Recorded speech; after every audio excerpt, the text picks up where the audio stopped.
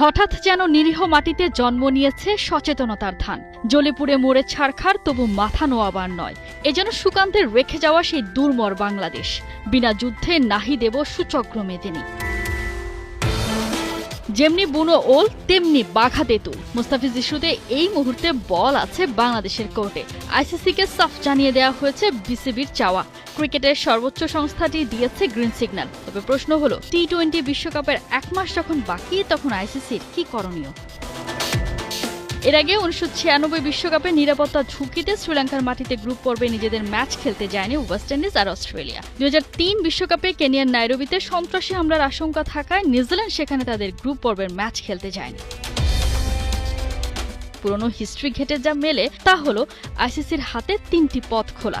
ভারত থেকে বাংলাদেশের ম্যাচ সরিয়ে শ্রীলঙ্কায় নিয়ে যাওয়া, নয়তো ভারতে অনুষ্ঠেয় ম্যাচ বাংলাদেশকে ছেড়ে দিতে হবে। সেক্ষেত্রে প্রতিপক্ষ দল পূর্ণ পয়েন্ট পেয়ে যাবে। আর সবচেয়ে কঠিন পন্থাটি হলো বাংলাদেশকে বিশ্বকাপ থেকে বাতিল করে দেয়া।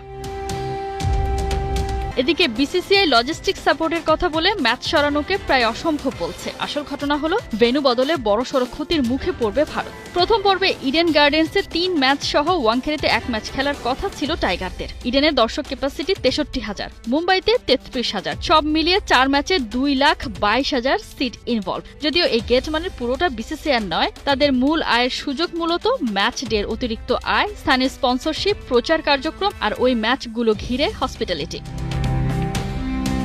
এবার আইসিসি যদি ভারত থেকে ম্যাচ সরিয়ে নেয় এবং ভেন্যুতে কোনো বিকল্প ম্যাচ না ফেলে, তাহলে ম্যাচ ডেতে 60 থেকে 90% দর্শক উপস্থিতি এবং গড় টিকিট মূল্য 500 থেকে 1,500 রুপি ধরে ক্ষতির পরিমাণ দাঁড়ায় আনুমানিক 7 থেকে 30 কোটি রুপির মতো। এদিকে আইসিসি যদি ভারত শ্রীলঙ্কা সূচির ভেতরেই ভেন্যু বা তারিখ অদলবদল করে, তবে আয়ের তেমন কোনো ক্ষতি হবে না। সেক্ষেত্রে মূল প্রভাব পড়বে লজিস্টিক আর নতুন করে পরিকল্পনার খরচে। এবার দেখা যাক কোন পথে হাঁটে আইসিসি। ইটের বদলে পাটকেল মেরে ভারতকে গার্ডস দেখিয়ে দিয়েছে বিসিবি।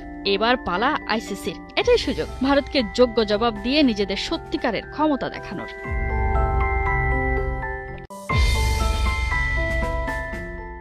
হঠাৎ যেন নিরীহ মাটিতে জন্ম নিয়েছে সচেতনতার ধান। জ্বলে পুড়ে মরে ছারখার, তবু মাথা নোয়াবার নয়। এ যেন সুকান্তের রেখে যাওয়া সেই দুর্মর বাংলাদেশ। বিনা যুদ্ধে নাহি দেব সুচক্র মেদিনী। যেমনি বুনো ওল তেমনি বাঘা তেঁতুল। মুস্তাফিজ ইস্যুতে এই মুহূর্তে বল আছে বাংলাদেশের কোর্টে। আইসিসিকে সাফ জানিয়ে দেওয়া হয়েছে বিসিবির চাওয়া। ক্রিকেটের সর্বোচ্চ সংস্থাটি দিয়েছে গ্রিন সিগন্যাল। তবে প্রশ্ন হলো, টি-20 বিশ্বকাপের 1 মাস যখন বাকি, তখন আইসিসির কি করণীয়?